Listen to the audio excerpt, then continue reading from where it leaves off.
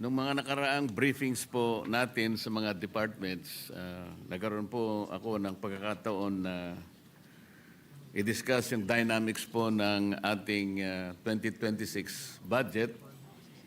Nandito naman po ang ating kaibigan Secretary Recto. Kung di po ako nagkakamali, I did ask him about the consequences of the 6.7 trillion budget. Mr. President, ang sabi sa atin ni Secretary Recto at the time, this amount will represent something like 22% of our GDP by 2026. Mr. President, tama po kaya ang aking pagkaka-recollect ng mga figures? 21.5% of our GDP, Mr. President. That is the exact figure. So halos ganun din po. Halos ganun rin. Halos kasi, pareho lang. Halos pareho lang, Mr. President. ang sabi niya, kung halimbawa 21.5 or 22% of the GDP, then our GDP will be at least 30 trillion pesos. Abot po Mr. doon. President. Yeah. At naitanong ko rin po, Ginoong Pangulo, na kung ganito po kalaki ang ating budget, 6.7 trillion, magkano naman kako yung ating projected income? At ang pagkakaalam ko po, ang nasabi sa atin, Mr. President, ay about 5 trillion. Yeah. And leaving a deficit of 1.5 trillion pesos. Yes, Mr. President. To be exact is 4.9.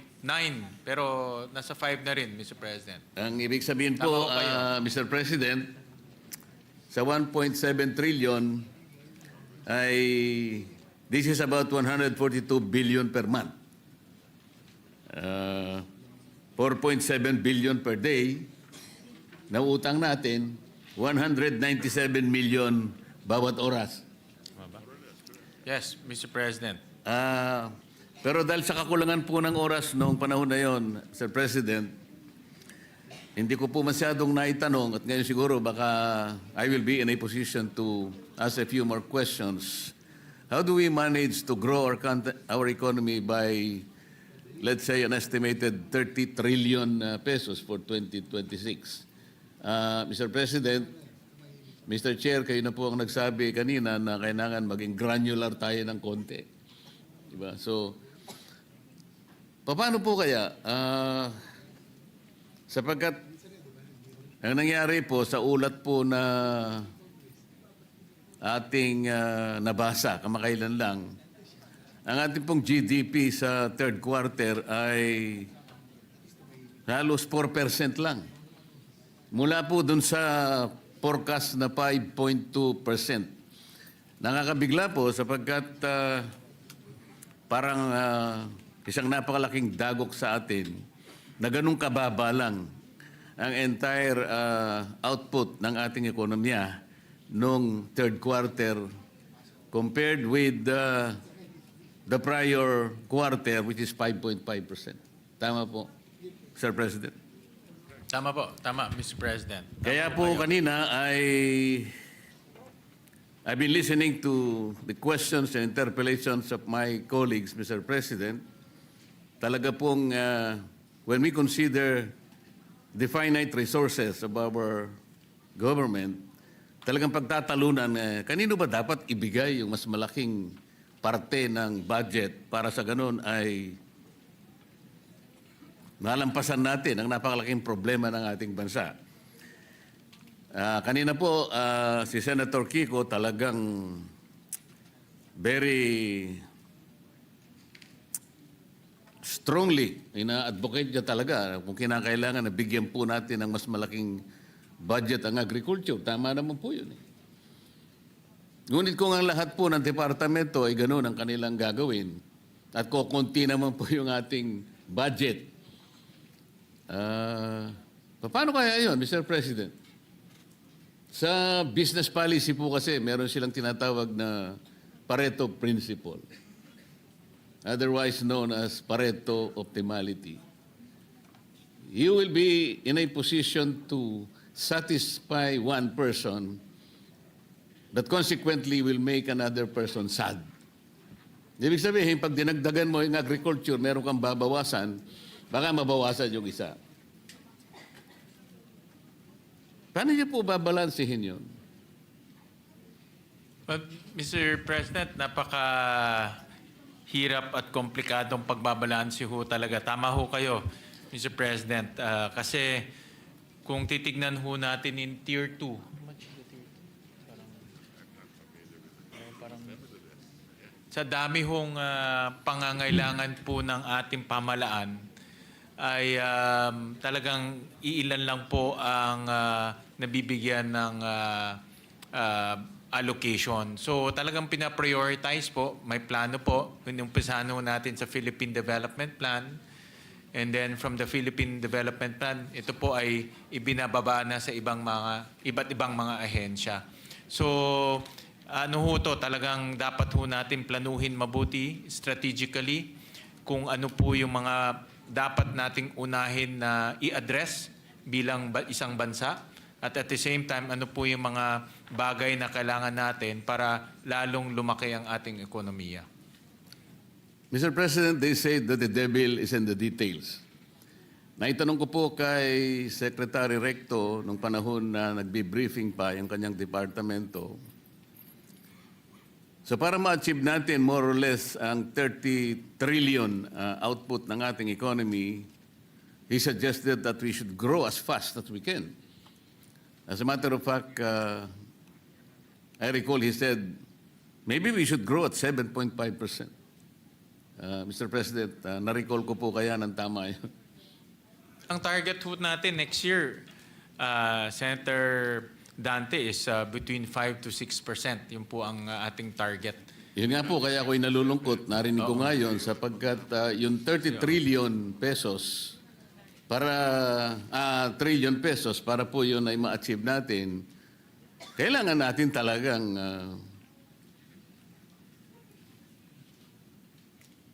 maiangat ang ating ekonomiya ng mas mabilis kesa doon sa ating pagpupunyagi na mapanagutan ng ating mga utang.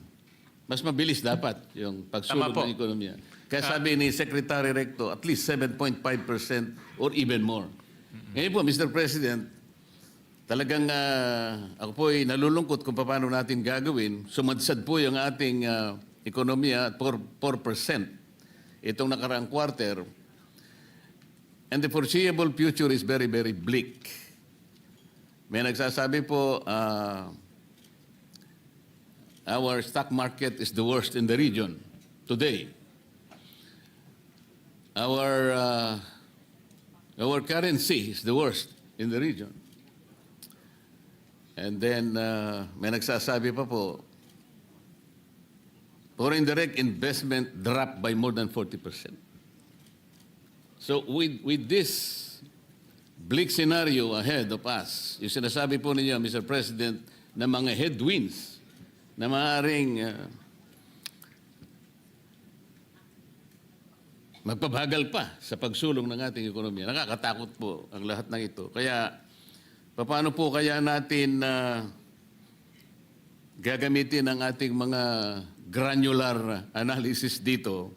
Like for example, at 6.7 trillion pesos, Mr. President, gaano po kaya yung idadagdag sa ating per capita GDP? Dapat meron po tayo kahit papanong estimates. The Balancing Act is there, but the details must also be presented. Kahit papano ay makita po natin kung tatama o hindi. Kasi po, nung isang araw, bumisita po yung ambassador ng Australia sa aking opisina at sa aming pag-uusap. Napag-usapan po yung per capita GDP. Kamuntik na po ako nahulog sa aking upuan, Mr. President. Kasi ngayon ko lang po talaga tahasang nakita.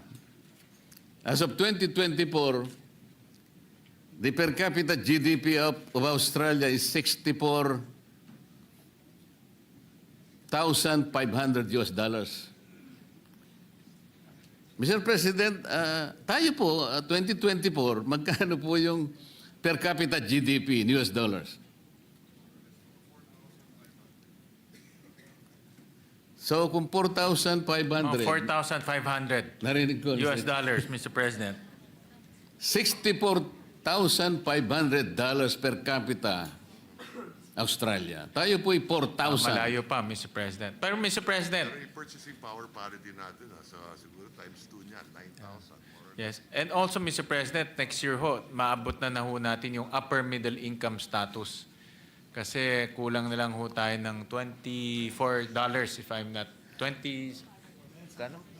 $26, Mr. President. So, in other words, lumalaki naman po yung ating economy even on a per capita basis, Mr. Gusto ko pong maniwala, Mr. President, kasi po, nung nakaraang taon, sa ganito rin pagkakataon, ang pagkakaiba lang, nandun po ako sa House of Representatives, ngayon po ay nasa Senado ako.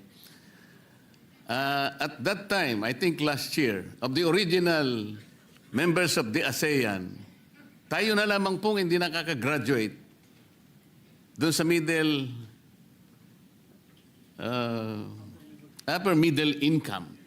Halos ang lahat po ay nakaakyat na eh. Yun po yung nakakalungkot na bahagi. Kaya, with all due respect, kami po ay naghahanap ng konting mga detalye. At parang narinig ko pa nga ang estimates noon last year, ang sinabi ng ating kalihim ng DBM, by 2028, pasensya na kung gano'n ang pagkakatanda ko, Madam Secretary, buong tapang niyang sinabi na yung ating poverty incidence rate, sabi niya gano'n, magiging 1 digit. Ngayon po, ano na po yung ano po yung percentage ng ating poverty incidence rate ngayon, Mr. President? Sabi mo kanina parang 16. Narinig ko 16%.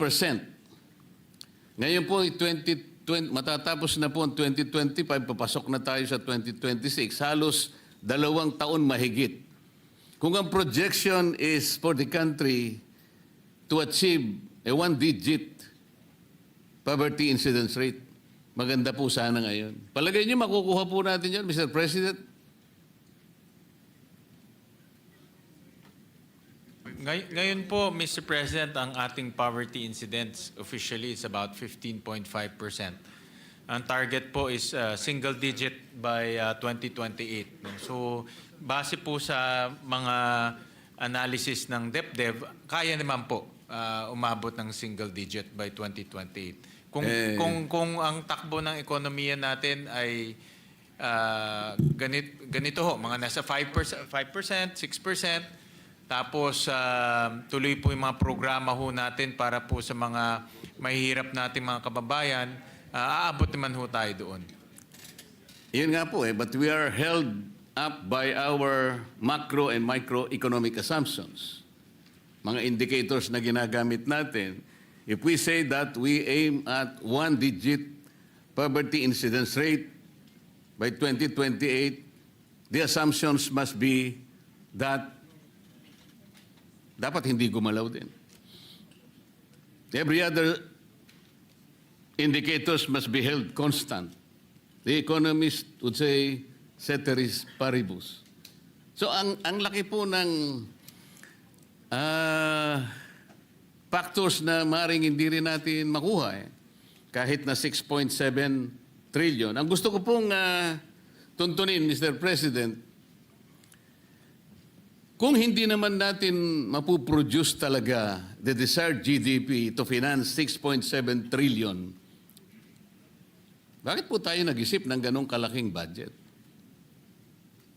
Parang halimbawa, yung pamilya ng ating respected majority leader. Ang kinikita niya ay X amount per month or per year. Pwede bang i-present sa kanya ng kanyang butihing asawa na ngayon ay miyembro ng Kongreso? Oh, darling, sabi niya, ito ang budget natin for next year. Sabi ng ating majority leader, Mr. President, ba't naman ganyang kalaki? Alam mo naman ang sweldo ko, ganito lang. Bakit doble pa dun sa kaya kong ibigay? Mahirapan naman ako rito. Ang sabi ng kanyang butihing asawa, Mr. President, hindi ko problema yan. Ikaw ang ano yan.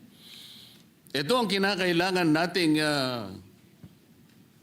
maipundar sapagkat kinuwenta ko na lahat ng pangangailangan natin, ng ating mga anak, ang kanilang pag-aaral, ang kanilang kalusugan at lahat-lahat na.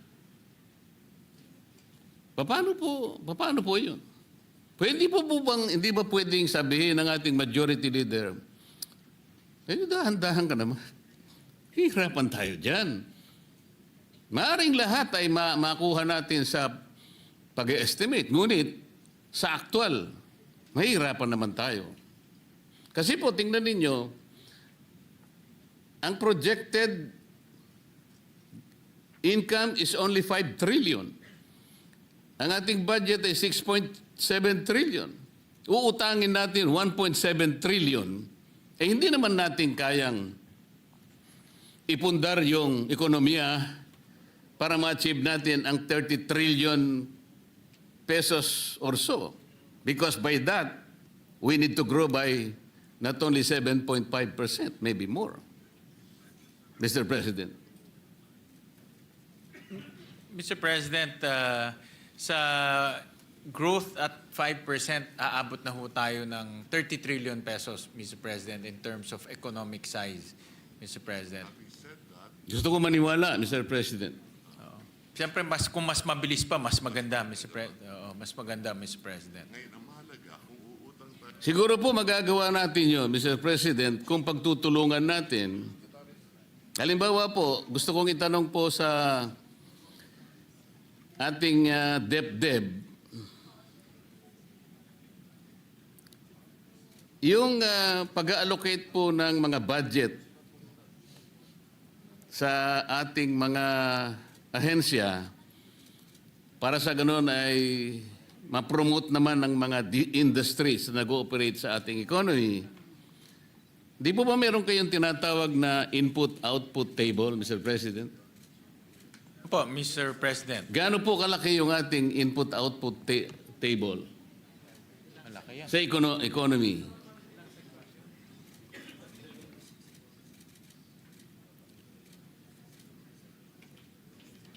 Mga 64 sectors po, Mr. President. 64 sectors ang covered. Parang hindi po accurate kasi 64 by 64, Mr. President, to be accurate about it. in the late 80s parang 200 by 200 po eh. Can you check your data?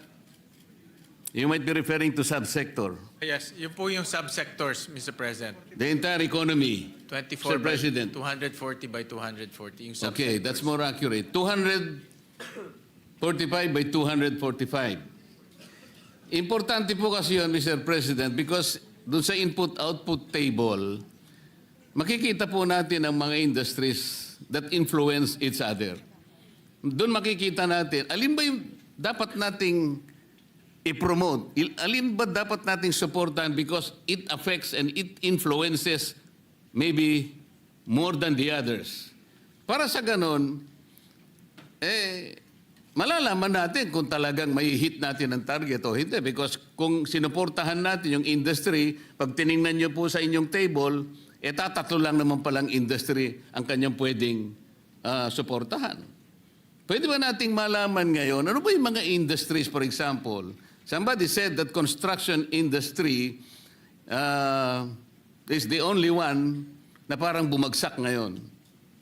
Kasi nga, ang nangyari, siguro dahil nga sa iskandalong dinulot po ng flood control, medyo atubili ngayon ang lahat ng industry na may kinalaman sa public and private construction. Pati construction activities might be delayed, pati procurement. So, pati ang mamumuhunan dyan, ilan po ang mga industries na affected kung bumagsak ang isang industry kagaya ng construction industry? Ito po kasi yung dapat nating makita eh. Imbes na pinag-uusapan po natin ay kung ano-ano, wala naman po kaming nakikita kung saan papunta po yung perang ilalagay at ilang industry ang maapektuhan, and that industry will be able to capacitate or even influence the growth of another and vice versa. Wala po kaming ganong idea. And no one even presented para sa aming kaalaman, kahit na po siguro in general terms, para makikita po natin, and even in the matter of deciding where to invest our finite resources, the Senate will be guided, Mr. President. Tama ho kayo, Mr. President. Itong nangyayari ho sa ating ekonomiya, lalo na yung pagbagal po at 4%, isang dahilan ho dyan ay yung construction industry. Nabanggit ko nga ho kanina. At marami ho itong kasing konektadong industriya. For example po, mga hardware, delivery trucks, yung mga nagtatrabaho po sa mga delivery trucks, yung mga nagtatrabaho po sa hardware, of course, yung gumagawa ng bakal, gumagawa ng semento, gumagawa ng kahoy, gumagawa ng pako. Marami pong konektadong industriya po sa construction industry. Kaya yan po ay isa sa pinaka malawak na industriya sa ating bansa. Dahil hindi lang naman po gobyerno ang nagko-construct, pati private sector ang nagko-construct.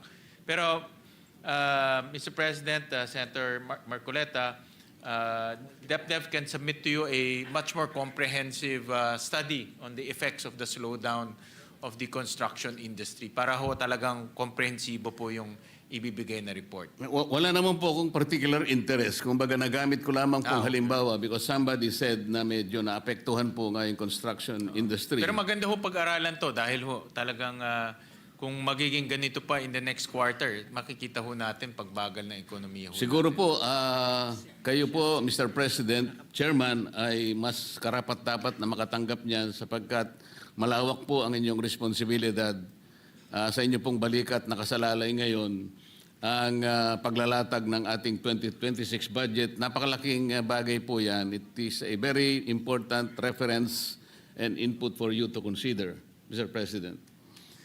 Actually, hindi lang pako, hindi lang bakal, pati po bato na ginagamit, yung tinatawag nilang aggregates. Ano po?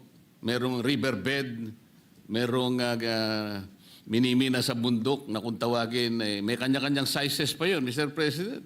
Meron G1, meron 3/4, meron 3/8, maliban pa yung Porac sand na kinukuha sa Porac, Pampanga, yung mga tailings, lahat ng ito Dikit-dikit po yan kasi.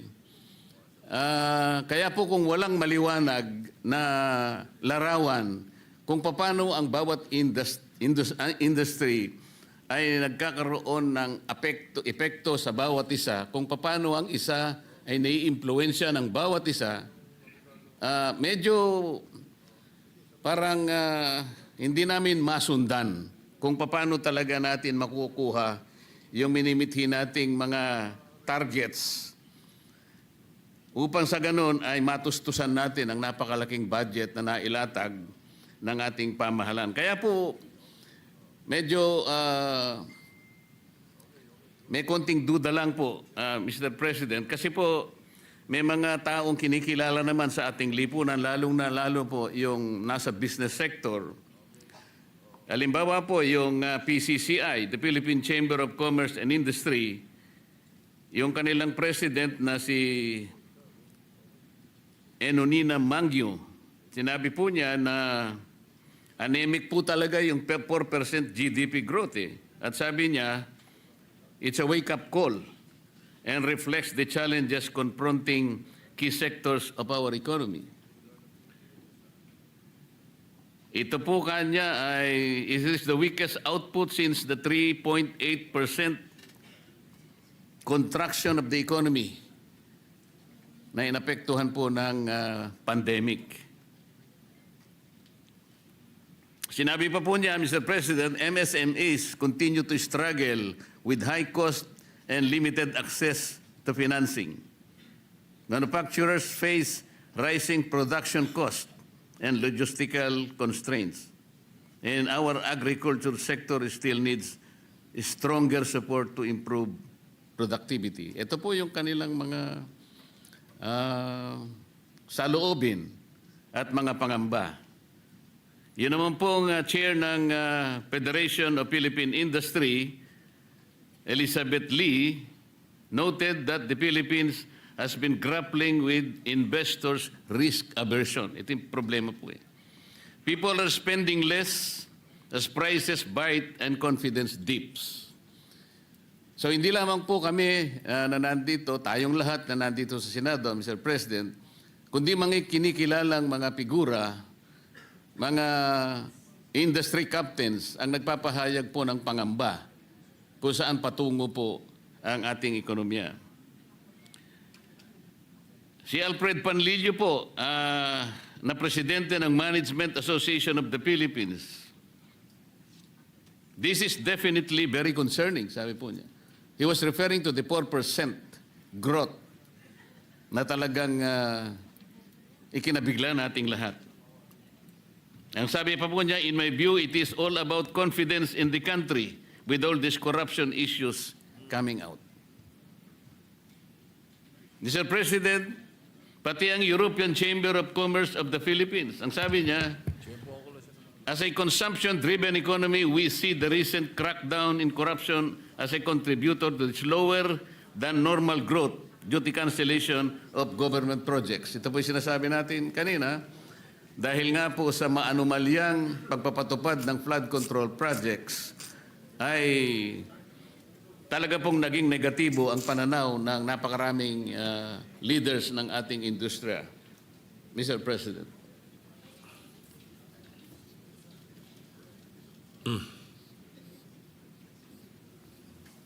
Actually, nakikipag-usap lang po kay Senator Recto, kay Senator Balisacan. Isa rin pong dahilan, Mr. President, and I saw this also dito sa SGV report, yung household consumption rin ho natin bumagal, Mr. President. Bumagal dahil sa kumpiyansa ng tao, dahil rin sa mga bagyo na nararanasan ho natin. So ito rin isang dahilan kung bakit ho bumagal po yung ating third quarter economic growth. But ngayon, papasok na ho tayo ng Pasko. Alam naman ho natin na during Pasko, every Christmas, ang tao po ay gumagastos. So hopefully mag-rebound yung ating household consumption. Yung construction naman po ay nandyan na ho ang bagong pamunuan ng DPWH. Maayos ho nila yung problema doon at ma-revive rin ulit yung construction industry, especially from the DPWH. So mayroon naman po tayong mga bright spots, Mr. President. At kaya kumpiyansa rin po ang ating economic managers na kaya nating umabot ng at least mga 5.1%, 5%, at least 5% by end of the year, Mr. President. The low end of the target, Mr. President. Pero mas maganda po siguro, Mr. President, na hindi lamang tayo bumabase sa Disyembre dahil darating ang mga festivities, kundi sana all year round naman po, meron tayong inaasahan na makakapagpasigla sa ating mamamayan, paano ma-increase ang kanilang personal disposable income. Mamaya po meron akong irerekomenda, total, nandyan na naman po si Secretary Recto at si Secretary Pangandaman, kung hindi naman po sila ko kontra. Hindi ko kontra Si ho yan. Secretary Basta Recto kayo. hindi po kumontra doon sa isang proposal ko. Mamaya meron pong isa, sana hindi na naman siya kukontra para po maging masaya. Hindi ko kontra yan, ang, sigurado. ang kinabukasan natin. Sa DepDep, dahil nga po sa gulong idinulot ng flood control projects, malinaw po that we were able to establish that there is no comprehensive integrated master plan of flood control program. We were able to find out that the agency that is supposed to be overseeing the master planning and overseeing this is a small agency. Oh no, it's not an agency. I think it's a small office within the Department of National, Environment and Natural Resources. Yun po tinatawag na River Basin Control Office. Alam po ba ninyo, Secretary Balisacan, pag tinignan po niyo yung opisina na yon at yung mandate niya, which is governed by two, I think, executive orders, sila pala ang merong responsibilidad na gumawa ng isang master plan by being able to integrate the 18 river basins in this country. Sa makatwid, kung yung po ay integrated and comprehensive, wala pong masasayang eh. Hindi yung isolated. Dito pinag-uusapan lang po natin flood control muna. Maglatag po kayo ng flood control na hindi po magkakakonekta. Saan po pupunta yon? Sa kawalan.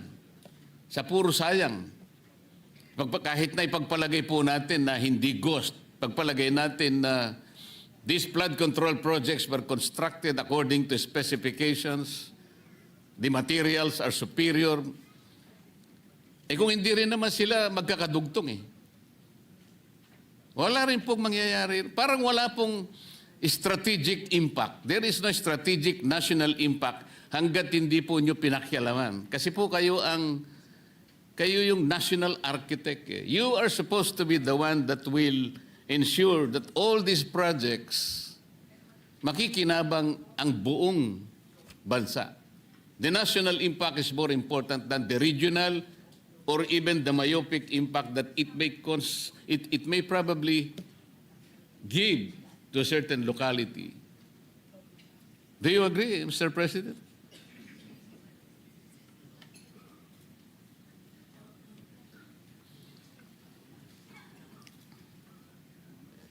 Yeah. So, Mr. President, under the new charter of DepDev, master planning of various sectors will be under the ambit of DepDev.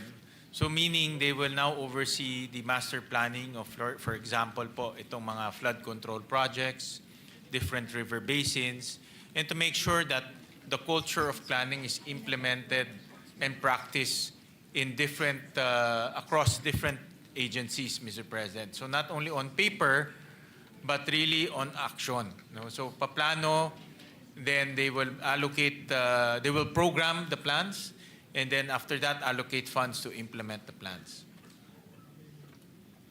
Is it safe to assume, Mr. President, that the DepEd started with the next year budget? Parang dumaan na po sa inyo ngayon lahat yung naipundar na mga projects, more specifically flood control and the more critical projects. Nagsimula na po ba tayo dito sa budget na pinag-uusapan natin ngayon? O magsisimula pa lamang kayo? Mag-umpisa pa lang po. Sa mga katwid, yung 2026 budget, Mr. President, kanya-kanya pa rin.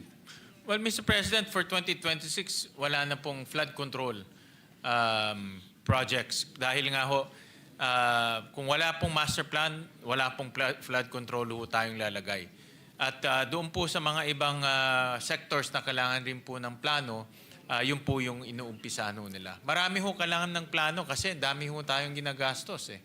No? So kailangan ho talaga ng isang sectoral plan, Mr. President.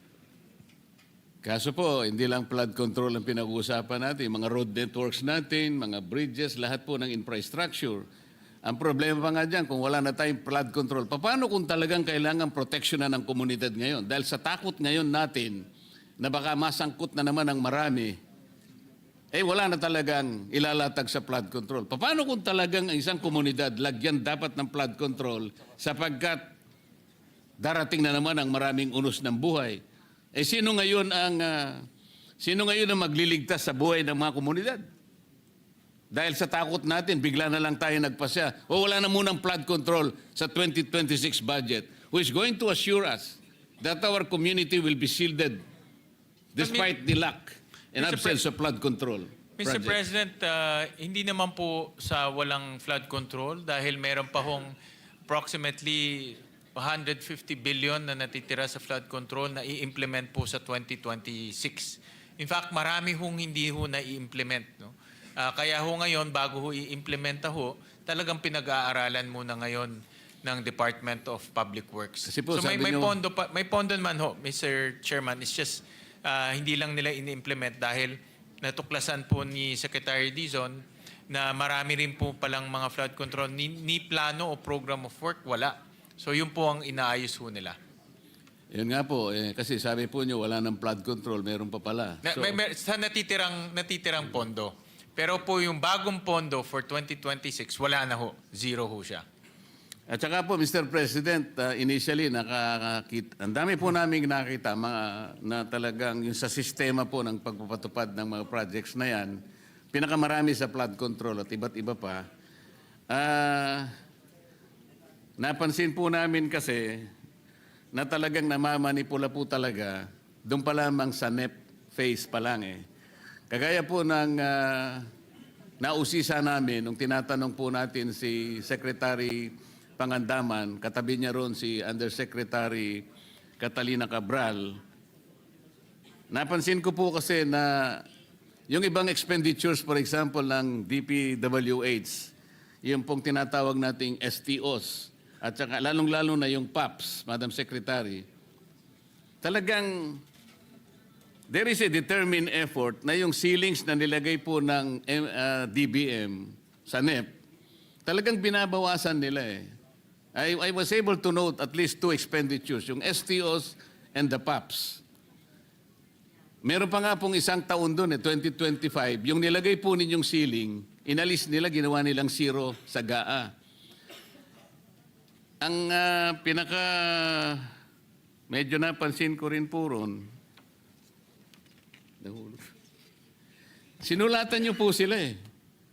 And in that letter, sabi ninyo, we repeatedly remind you that please strictly adhere to the ceilings established by us kasi pinag-aralan namin ito eh. But they continuously, binabawasan talaga at lumilitaw po, nakita natin kung saan nila nilalagay. Doon sa convergence projects, these are the modern pork barrel. Meron silang SSP, meron silang CCSP, may SDM4, may BIP, lahat-lahat. Maliban pa sa convergence projects na ina-undertake ng ng iba't ibang mga ehensya, katulad ng Roll-It, katulad ng TICAS, bla bla bla. Dito po na ilalagay, dito na isi-switch yung nakukuha, nare-reduce doon sa mga NEP na nilagay ninyo, na ilalatag nila sa ibang ano. Ito yung sistema po na dapat ay nakita nating lahat. Yun pong Maharlika Investment Fund, Mr. President, ito po ay pinag-isipan at nais sa batas 2 taon na nakararaan. Are the promises of the Maharlika Investment Fund fulfilled, Mr. President? Sa Maharlika po, actually, hindi pa ho ganun karami ang kanilang investments dahil sinisigurado rin ho nila,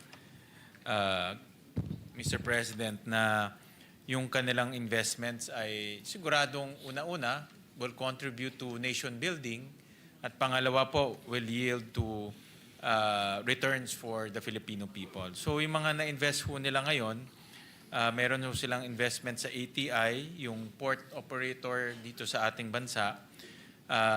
Malapit na raw mag-close yung NGCP investment ho, which I agree dito dahil kailangan ho natin may eyes and ears sa NGCP. Meron ho rin silang bridge financing sa isang mining company at the rest puro government security. So ito lang po yung tatlong kumpanya na meron ho silang ka-transaction. Alam ko po itong tatlong binanggit ninyo, Mr. President. Ang aking pong gusto sanang malaman, ganito po ba ang naging pag-asa natin? Sapagkat yung perang inilagay natin para maging Maharlika Investment Fund, kinuha po natin sa 2 development banks. Ang karamihan po ay kinuha sa Development Bank of the Philippines. At yung iba ay sa Land Bank. Pwede ba nating sabihin na kung hindi kinuha doon sa mga bangko na yon, na ang perang yon is devoted to development, at ikukumpara natin itong tatlong ginawang investment so far ng MI ng Maharlika Investment Fund. Masasabi ba natin na nagtagumpay tayo kung ikukumpara sa potential na nangyari sana kung hindi natin kinuha sa mga bangko yon at sa iba pang mga pinagkuhanan nating sources? Ang Maharlika po, meron din ho kasi silang nation building function, Mr. President, at kasama rin sa kanilang mandato na mag-invest sa mga they call high impact sectors key to national development. So energy, agriculture, mining, infrastructure, social infrastructure, at the climate, Mr. President. So, and ang konsepto ho ng isang sovereign wealth fund, dahil sa laki ho nila, no, makakakuha sila ng mas magandang deal dahil malaki ho sila. At pangalawa, ay makaka-invest ho sila sa mga sektor na hindi kaya po mag-invest yung mga bangko. Kasi yung Development Bank, DBP at Land Bank, mga bangko ito, so pautang lang. Ang Maharlika, pwede ho silang bumili ng equity. So pwede nilang gawin ito nang hindi ho nagagawa ng mga development banks. Malinaw naman po yun, Mr. President. Ngunit ang sinasabi ko, halimbawa, kung walang Maharlika Investment Fund, nanatili yun doon sa mga traditional na bangko na sila po ang naglalatag ng mga development funds para paunlarin ang ating ekonomiya. Mas nagampanan kaya nila yung ginawa nila kung ikukumpara sa output ngayon ng Maharlika Investment Fund na wala pa po tayo talagang makitang quantifiable na benefit sa ating ekonomiya. Halimbawa, itatanong natin, ilang porsyento ng public o ng private, ng poverty incidence rate ang na-reduce dahil nga ipinasok natin ang Maharlika Investment Fund? Meron ba tayong mga detalyeng masasabi ngayon? Kasi napaka-importante nun. 250 billion pesos. In-expect ng bawat isang Pilipino na nung ginawa natin yon, merong balik sa atin. 2 taon na ang nakararaan. Paano kung iniwan natin sa 2 bangko? Baka naman, mas lalong nagamit ng bangko. Yan po yung aking gusto sabihin. Well, Mr. President, ang bangko kasi may mga bagay na hindi nila kayang gawin, like mag-invest po in equity, Mr. President. And then number 2, Mr. President, kung iiwan ho natin to sa bangko, ang kanilang pwedeng gawin, magpautang o mag-invest sa government securities dahil ho hindi sila pwedeng mag-invest sa mga kumpanya, Mr. President. So, ako naman, Mr. President, ang pananaw ko ho dito dahil alam ko na nag-iingat rin ang Maharlika sa pag-i-invest. No? At sinusigurado nila yung, kasi the twin mandate. No? First is national development, second, returns. No? So talagang pinipili nila yung industriya na papasukin nila o pag-i-investan nila para masigurado nila na itong twin objectives ay ma-reach nila. Pero tama ho kayo na dapat rin na magkaroon ng oversight para makita natin kung talagang productive ba itong Maharlika Investment Fund at kung talagang nagagampanan ho nila yung kanilang mandato or objectives. Isa sa kanyang mandato is national development. Kaya nga po tinatanong natin, if we can exemplify yung investment niya na 20% stake sa National Grid Corporation of the Philippines, ilang employment po na-create niya? Itong investment po sa National Grid, sa aking opinion, Mr. President, is both a national security plus national development objective dahil kailangan ho naman talaga natin ng mata at tenga sa loob ng National Grid dahil natural monopoly ho ito. Hindi po maintindihan ng tao yun eh. Sasabihin natin sa kanya, national security. Pero wala po kaming trabaho eh. Ganun po maintindihan kasi ng karaniwang mamamayan. Kaya ko po sana, ipinipilit man lang, kahit pa paano meron silang maibigay na naging bahagi na ng investment na yon, na i-contribute nila sa national development. Yeah. In tangible terms, kitang-kita natin.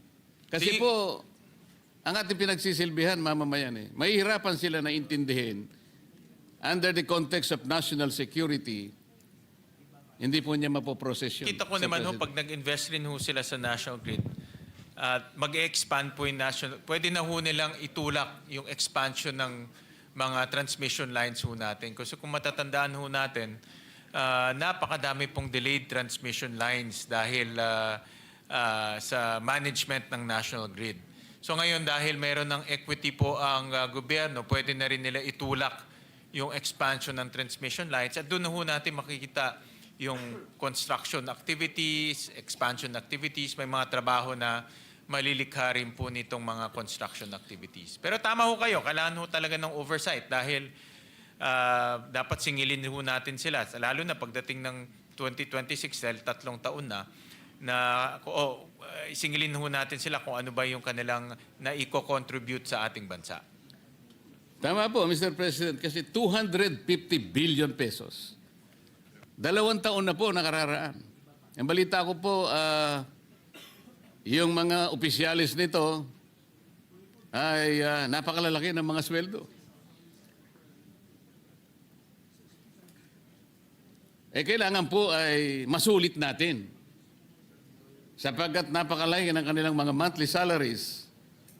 Nabigla nga po ako ayoko na sabihin dito Siguro naman ay makapagdetalye sila. Sapagkat ito pong perang ito ay pera ng ating mga mamamayan. Sila'y naniniwala na kailangan may paliwanag natin sa kanila, saan nyo dinala yung pera? Ito ba'y nakabahagi ba kami? Sa anong paraan kami nakabahagi? Yun po yung mga tanong na gusto nila na mabigyan ng konting o kaukulang sagot, Mr. President. Si Secretary Recto po ang ex-officio chairman ng Maharlika Investment Fund at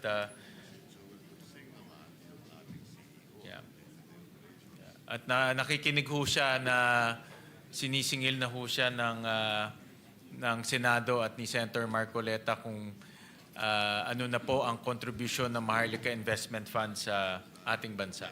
Ang sinisingil ko po, Mr. President, yung CEO, hindi po yung chairman. Well, yung management, the board and the management, Opo. Mr. President. Pupunta na po ako doon sa sinasabi ko kanina na ako po natuwa nung briefing po ng DBCC ata noon, kasama po yung DBM, ang DOF, na kung saan ay bahagi ko, Mr. President, yung balakin ng representasyong ito na yun pong mga ayuda na pinamimigay natin, sari-sari po yun. May AKAP, may AIX, may TUPAD, may MAIP, may kung ano-ano. Nakwenta namin ni Secretary Recto 194 billion pesos for 2025. Hindi naman natin masyadong mapiho kung talagang yun ang naibigay talaga sa kinauukulan. May record, ngunit talagang hindi natin matukoy talaga ano ang ibinunga sa mga nakatanggap kung ilan man. Kaya naimungkahi ko po na in-index ko na lamang po sa, sa paggamit ng elektrisidad. Doon nga sa bill ko, sabi ko kung ang isang tao ay if a household consumes, let's say, 200 kilowatt hours per month, yun po i-subsidy na natin yun, libre na natin yun. Ang mabe-benefit po nun ay about 5.5 million households, approximately 25 to 27 million poor Filipinos. Ako po natuwa sa Secretary Recto, sinuportahan niya po yun. Sabi nga niya, dadagdagan pa natin yan. Ang pangalawa po, Mr. President, ay minungkahi po namin na tanggalin na rin natin yung 12% VAT sa sale ng electricity. Mr. President, ako po ay gumawa ng isang madali ang pag-aaral. Tinangka ko pong hanapin kung merong correlation po yung gross value added ng manufacturing at saka yung taxes on production on imports and taxes on income and wealth. Pero dito, ang sinasabi ko lang po, yung 12% VAT sa electricity. At ano naman po ang correlation niya sa export ng ating bansa. Lumilitaw po merong positive correlation. Ang ibig sabihin po, pag na-reduce pala yung VAT, ang pinilalaban ko lang mo, initially po ay sa elektrisidad lang. At kung sakali naman ay may baba pa rin natin sa iba-ibang mga sektor, ang una po palang makikinabang dito ay mabuboost natin yung foreign direct investment, siguro napakarami ang pupuntang investor sa atin. At pati manufacturing sector, na ngayon po ay lethargic. Alam naman po natin. Ang ating economy po, Mr. President, is a consumption-driven economy. Kapag ang manufacturing po ay napasigla natin, baka yung pong pinapangarap nating 7.5% to hit the GDP target of 30 trillion, baka po maging times 3 pa yun. Dadami po yung negosyo na pupunta sa ating bansa. Yung mga negosyong maliliit, bababa ang production cost. May kinalaman po kasi yun, Mr. President, doon sa declared policy po ng batas. Halimbawa po yung Section 2, Paragraph C ng IPIRA, sabi niya, to ensure transparent and reasonable prices of electricity in a regime of free and fair competition and full public accountability in order to achieve greater operational and economic efficiency, to enhance the productivity or the competitiveness of Philippine products in the global market. Ano pong ibig sabihin nun? It promises the competitiveness of our Philippine products. So lalaki po ang export talaga eh. The economic efficiency. Sinasabi po talaga eh. Ito yung declared policy ng batas eh. Kung sakali po na pag-isipan natin, halimbawa, nandiyan naman ng DepDep. Bakit po hindi natin aralin na kapag binaba pala natin, umpisan lang natin ang elektrisidad, dahil po, yung IPIRA, tingnan po natin ang kanyang original version. Wala pong VAT eh. Bakit po walang VAT, Mr. President? Kasi nakalagay doon, affordable, reasonable, competitive. Pagka nilagyan po ninyo ng VAT, tataliwas po yun doon sa pinapangarap ng batas. Magiging mataas ang presyo niya. So, Mr. President, kailangan po nating sundan yung layunin ng batas. Affordable, competitive, reasonable, fair.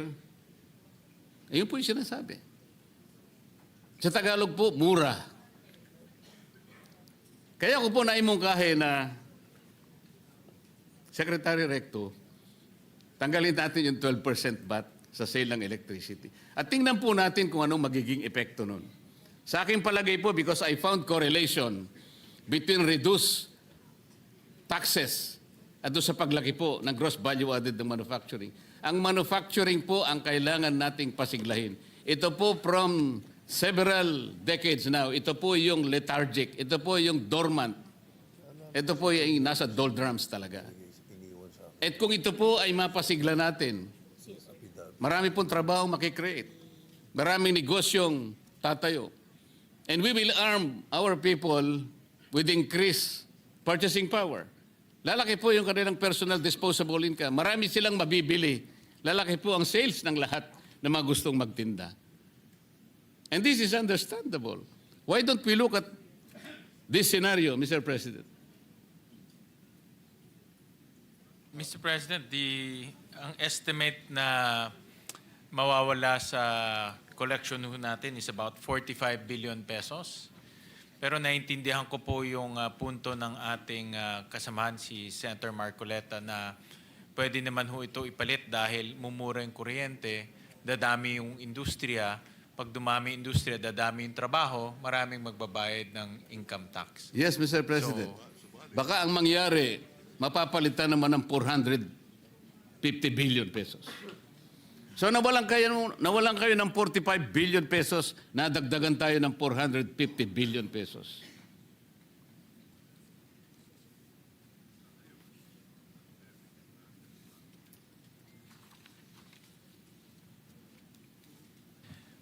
Ito ho kasi magkakaroon ho ng impact sa ating collection dahil ngayon meron na ho tayong deficit of about 1.6 trillion pesos. So, in other words ho, kung mababawasan po yung kita ng gobyerno ng 45 billion, tataas ho ang ating deficit. No? Ganito po kasi, doon sa isang mungkahi namin, tatanggalin natin ang ayuda, 194 billion ang aalisin natin, isa-subsidize natin yung gumagasta ng 200 kilowatt hours. 90 billion lamang po yun, estimate. So nakatipid na po tayo ron ng halos 120 billion pesos. Depende lamang po sa diskarte natin. Tingin ko Siguro ho, po, kailangan lang nating pag-aralan lang. pag-aralan. Tingin ko, pag-aralan. Nakukuha ko po yung punto at talagang, to be honest, Senator Marcoleta, marami talagang mga industriya dumadaing sa mahal po ng ating kuryente. In fact, madalas nga ho, sa mga negosyanteng kausap ko, ang mukhang bibig nila sa parang nagtatrabaho sila para sa Meralco, hindi ho sa kanila dahil nga puro kuryente yung binabayad nila. Pero dapat ho balansehin rin sa koleksyon dahil marami rin pangangailangan ang gobyerno. So, dito po ang DOF, pag-aaralan nila itong konsepto na ito. Yung dalawang konsepto na ibinigay nyo po, yung alisin yung 12% VAT on buong electricity chain at pangalawa po yung tanggalin yung imbes na magbigay ng ayuda, ipasok nilang o ibigay nilang doon po sa lifeline rate. Tama po, kasi po yung lifeline rate natin ngayon, Mr. President, ang 100% na libre lang, 20 kilowatt hours. So, Gagawin tataasan. lang nating 200. Gawin 200. Ang average consumption ng ordinaryong pamilya is 200 po eh. Opo. 200. So, pag-aralan ho ng pag-aaralan po kung yan po ay... Ang isa pa pong example, Mr. President, tingnan po niyo ating cement industry. 70% po ng kanyang production cost, elektrisidad. Kaya po nakakaawa po yung estado ng ating cement industry. Hindi po sila pwedeng mag-compete, lalo na sa Vietnam. Kaya ngayon po nagagalit na po yung ibang mas mura po talaga yung Vietnam Alam po niyo, Mr. President, yung sinasabi ko po kaninang correlation, nakakuha po ako ng time series from 2000 to 2024. Kaya 24 years po ang pinag-uusapan natin dito Hinahanapan ko po ng correlation ang gross value added ng manufacturing, yung taxes, at saka yung exports. Ibibigay ko po sa inyo ito para maaari po Sige niyong po. tingnan. Maaring nagkamali po ako. Kung ako po ay nagkamali, ay gusto ko naman pong i-correct ninyo ako. Ngayon, kung meron naman pong konting may tutulong, baka sakali po. Sapagkat ito po ay halos 25 years po na time series po ito. Ang ganda ho yan dahil as a basic concept talagang yan po ang daing ng mga negosyante ho natin. Mahal po ang presyo ng kuryente ho sa atin. Kaya maraming salamat, Senator Marcoleta, at nag-iisip ho kayo ng mga paraan para mapababa po yung presyo ng kuryente ho natin. Yan rin po yung yan rin po yung aking pakay nung tayo po chairman ng Energy Committee, mapababa yung presyo ng kuryente.